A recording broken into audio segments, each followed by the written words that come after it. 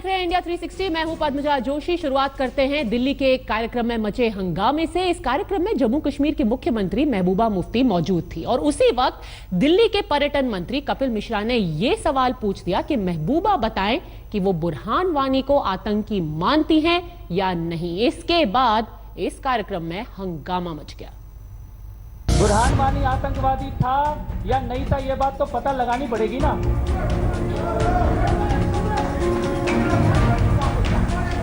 ऐसा चलेगा, ये तो बताना पड़ेगा। केजरीवाल के मंत्री कपिल मिश्रा ने महबूबा पर सवालों के ऐसे बाण चलाए कि हंगामा मच गया। वो 4 सवाल जिनका ताल्लुक जेएनयू बुरहान वानी अफजल गुरु से था, निशाना भले सरकार पर था लेकिन बहाना महबूबा पर था। I am really sorry to say but honourable Mehbooba Mufti ji was saying Burhan Wani के बारे में हमको मालूम होता तो बुरहान वानी को मरने नहीं देते, गलती से मर गया।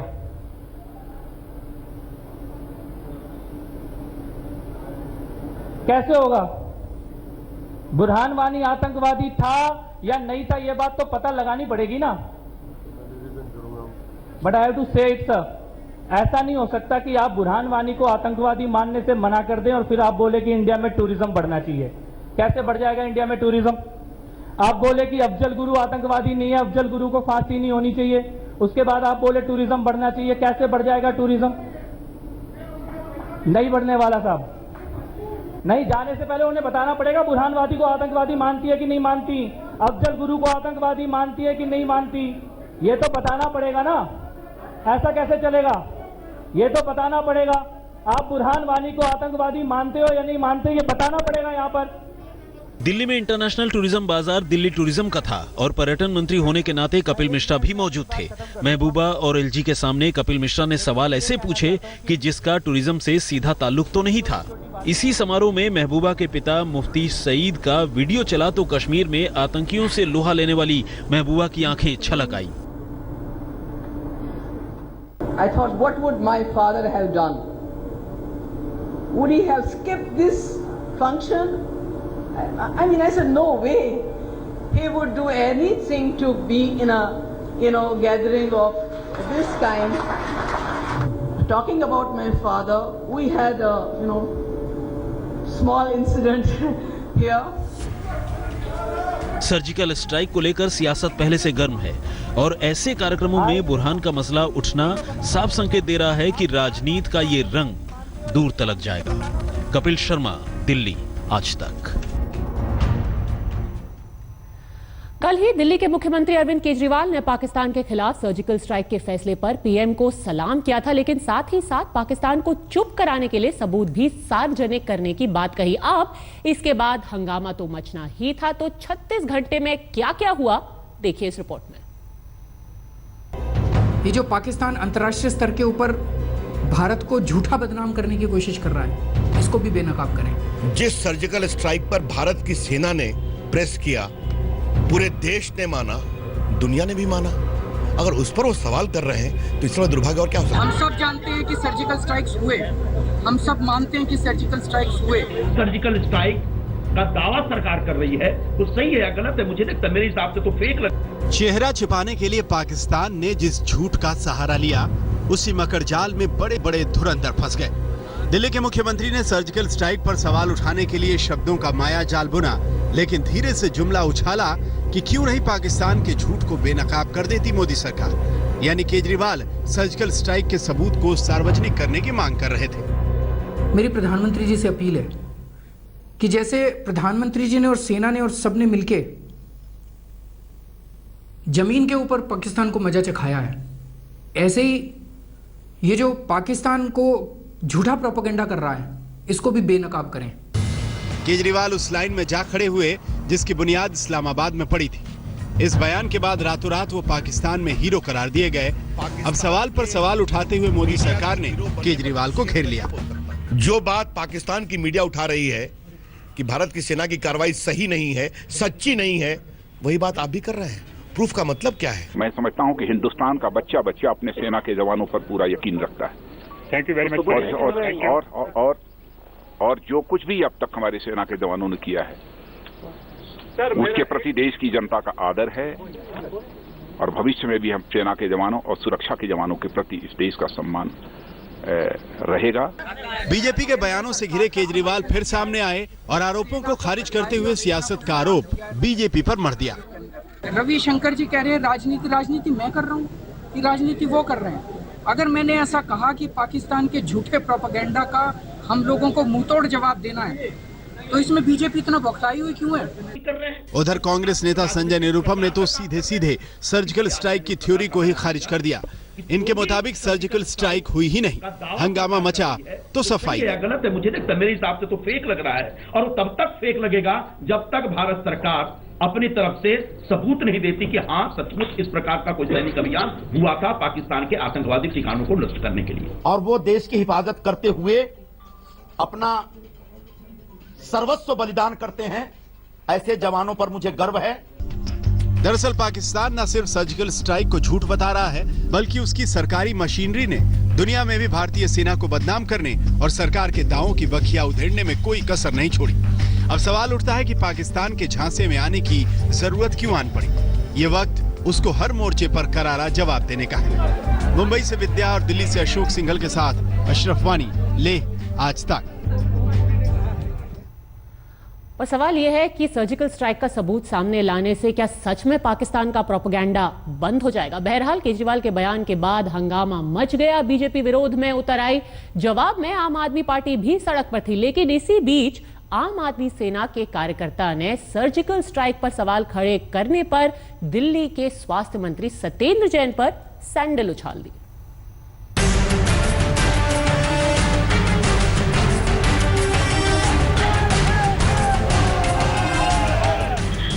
इतनी गंदी राजनीति पे उतर गए हैं कि आप पाकिस्तान समर्थक बन गए हैं।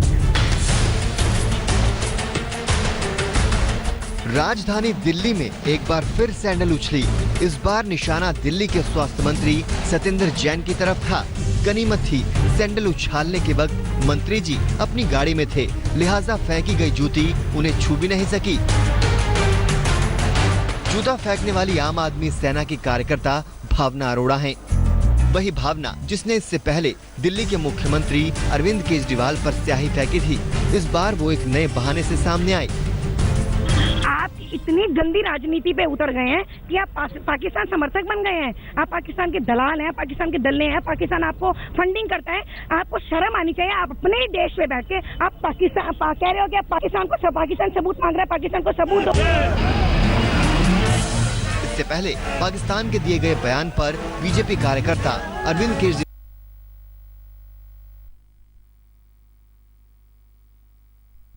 तो पानी की बौछार ने रास्ता रोक लिया। जो उन्होंने कहा कि कोई सर्जिकल स्ट्राइक नहीं हुआ, डीजीएमओ ने कहा कि सर्जिकल स्ट्राइक हुआ, बड़ी बात कैसे है? उन्होंने भी यही कहा, आप भी यही कह रहे हैं, आप प्रमाण मांग रहे हैं, तो क्या डीजीएमओ फेक है? आलोचना झेल रही आम आदमी पार्टी भी सड़क पर उतरी। लक्ष्य पाकिस्तानी दूतावास पहुंचना था, पर पहले ही रोक लिए गए। जिस तरीके से वो लगातार झूठा प्रचार कर रहे हैं कि इस तरीके का कोई सर्जिकल ऑपरेशन नहीं हुआ है, उसमें विदेशी मीडिया की मदद ली जा रही है, उसको बेनकाब किया जाना है। जाहिर है सियासत के सर्जिकल स्ट्राइक में आरोपों की बंदूक खूब चलेगी। नारेबाजी का बम बारूद हर दल के खाते में भरपूर जमा है। पंकज जैन के साथ कपिल शर्मा, दिल्ली आज तक। आम आदमी पार्टी से मतभेद भले ही हो, पर इस तरह से सैंडल उछालना कैसे जायज हो सकता है? सर्जिकल स्ट्राइक पर सवाल उठाया कांग्रेस के नेता संजय निरुपम ने भी। पार्टी ने तो उनके बयान से किनारा कर लिया। कांग्रेस सेना की कार्रवाई पर साथ तो दिखी, लेकिन बीजेपी पर इस मसले में सियासत करने का आरोप भी लगाया। Congress party does not agree with the statement made by Shri Sanjay Nirupam. We have taken a serious note of the same. Surgical strikes के ऊपर भारत में सियासत छिड़ी हुई है। वहीं पाकिस्तान की सेना ने एक बार फिर पल्लनवाला सेक्टर में सीज फायर तोड़ा है, जिसमें एक भारतीय सैनिक जख्मी हो गया है। पाकिस्तानी सेना भारतीय रिहायशी इलाकों को निशाना बनाकर लगातार गोलीबारी कर रही है। पाकिस्तान की सेना पल्लनवाला सेक्टर के बड़वाल, चन्नी, गिगरियाल, हमीरपुर, देवानू इलाकों में फायरिंग कर रही है। इसके अलावा नौशेरा और पुंछ में भी सीज फायर तोड़े जाने की खबर है।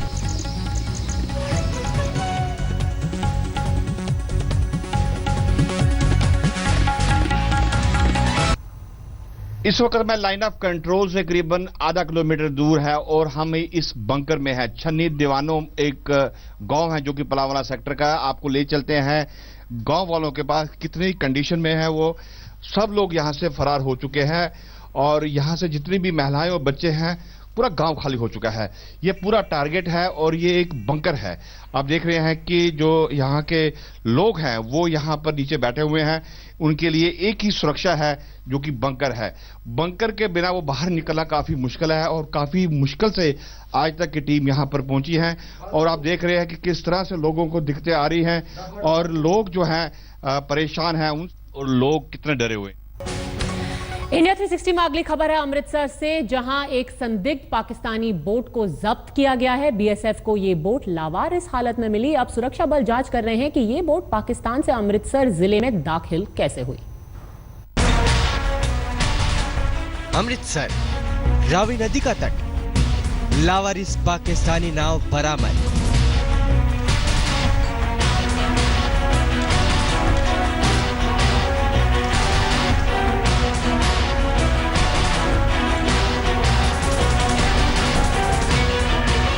सीमा सुरक्षा बल के जवानों ने पंजाब के अमृतसर जिले में रावी नदी में बहकर आई एक खाली नाव को देखा तो सनसनी फैल गई।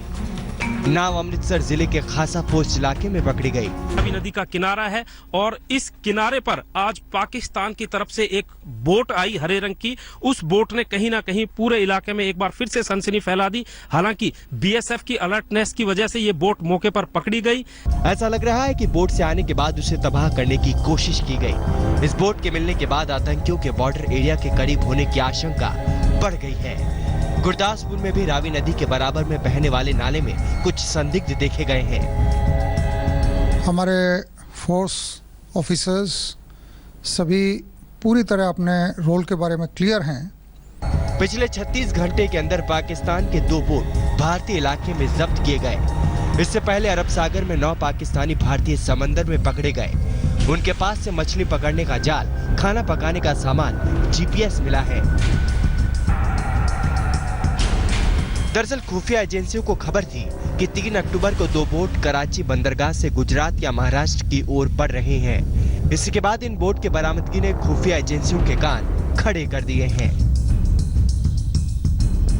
पाकिस्तान की ओर से नई आतंकी साजिश की आशंका जताई जा रही है, क्योंकि सर्जिकल स्ट्राइक के बाद बारामूला में आतंकी हमला और पिछले 48 घंटे में सरहद के आसपास बढ़ी संदिग्ध हलचल यही इशारा कर रही है। पोरबंदर और अहमदाबाद से गोपी खांगर के साथ सत्येंद्र चौहान, गुरदासपुर, आज तक। इंडिया 360 में आज के लिए बस इतना ही। ब्रेक के बाद खेल जगत की सारी बड़ी खबरें आप देखते रहिए आज तक।